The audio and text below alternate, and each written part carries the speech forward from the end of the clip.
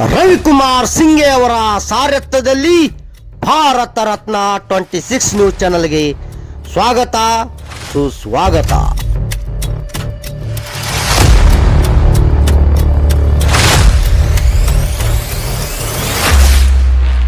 ಇದು ಬಾಗಲಕೋಟೆಯ ಜಮಖಂಡಿಯ ಹದಗೆಟ್ಟು ಹೋದ ರಸ್ತೆಯ ಸ್ಟೋರಿ.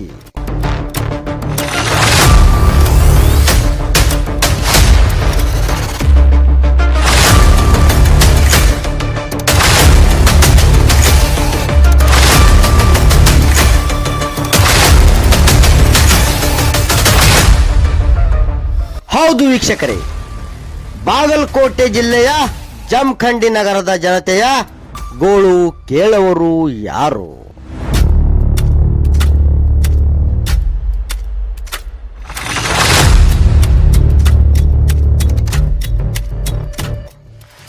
ಜಮಖಂಡಿ ಮತಕ್ಷೇತ್ರದ ಶಾಸಕರು ತಮ್ಮ ಮತಕ್ಷೇತ್ರ ಬಿಟ್ಟು ಹೋದ್ರ ಎಂಬ ಮಾತು ಕೇಳಿ ಬರುತ್ತಿದೆ. ಹುಟ್ಟಿದ ಊರನ್ನು ಬಿಟ್ಟು ಬಂದ ಮ್ಯಾಲೆ ಇನ್ನೇನು ಬಿಡುವುದು ಬಾಕಿ ಇದೆ. ಮುಧೋಳ್ ಮತಕ್ಷೇತ್ರದ ಶಾಸಕರು ಮತ್ತು ತೇರ್ದಾಳ್ ಮತಕ್ಷೇತ್ರದ ಶಾಸಕರು ಬಂದು ನಮ್ಮ ಜಮಖಂಡಿಯ ರಸ್ತೆ ಅಭಿವೃದ್ಧಿ ಮಾಡಲೇಬೇಕೆಂದು ಮನವಿ ಮಾಡಿದ ಜಮಖಂಡಿಯ ಜನ. ತೇರ್ದಾಳ ಆಗಲಿ ಮುಂದೆ ಮುಧೋಳ MLA ಶಾಸಕರಿಗೆ ಕೈ ಮುಗಿದು ಕೇಳ್ಕೊತೀನಿ, ರೋಡ್ ಬಂದು ನೀವು ಮಾಡಿಸ್ತೀನಿ. ಜಮಖಂಡಿಯ ಅಂಬೇಡ್ಕರ್ ಸರ್ಕಲ್ದಿಂದ ಜಂಬಗಿ ರಸ್ತೆಯು ಸಂಪೂರ್ಣವಾಗಿ ಧೂಳುಮಯವಾಗಿದೆ. ನಮ್ಮ ಗೋಳು ಕೇಳವರು ಯಾರೂ ಇಲ್ಲ ಎಂದ ಜನತೆ.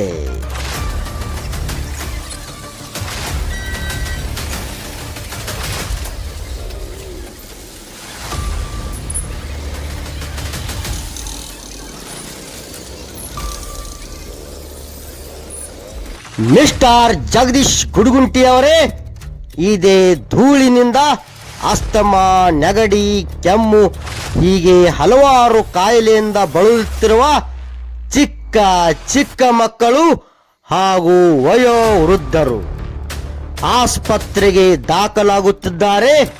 ಮಿಸ್ಟರ್ ಶಾಸಕರೇ, ಧೂಳಿನಿಂದ ಮುಕ್ತಿ ಯಾವಾಗ ದೊರೆಯುತ್ತಿದೆ ಗೊತ್ತಿಲ್ಲ, ಆದರೆ ಜಮಖಂಡಿ ಶಾಸಕರು ಕ್ಯಾರೆ ಮಾಡುತ್ತಿಲ್ಲ.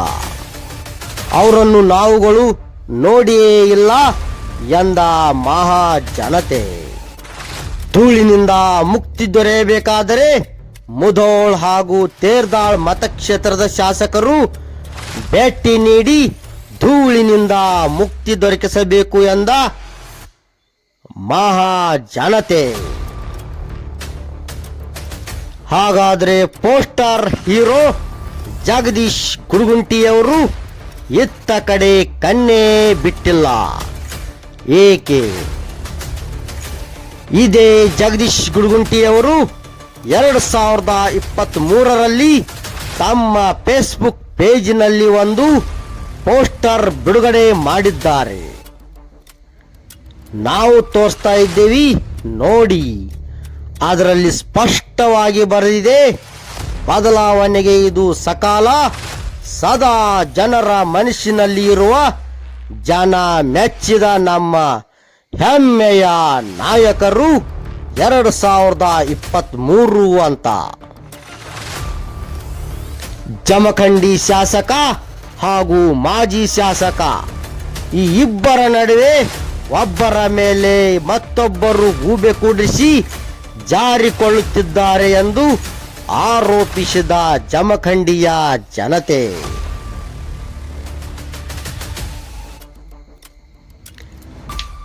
ಇದೇ ಸುದ್ದಿಯನ್ನ ಭಾಗ 2ರಲ್ಲಿ ಮತ್ತೆ ತೋರಿಸ್ತೀವಿ. ಅಲ್ಲಿವರೆಗೆ ನೋಡ್ತಾ ಇರಿ ಭಾರತ ರತ್ನ 26 ನ್ಯೂಸ್ ಚಾನೆಲ್ ಅನ್ನ. ವರದಿ ರವಿಕುಮಾರ್ ಸಿಂಘೆ, ಭಾರತ ರತ್ನ 26 ನ್ಯೂಸ್ ಚಾನೆಲ್, ಸಂಪಾದಕರು ಜಮಖಂಡಿ. ನಿರಂತರ ಸುದ್ದಿ ಮತ್ತು ಜಾಹೀರಾತಿಗಾಗಿ ಸಂಪರ್ಕಿಸಿ ದೂರವಾಣಿ ಸಂಖ್ಯೆ 9964266674 ಜಮಖಂಡಿ.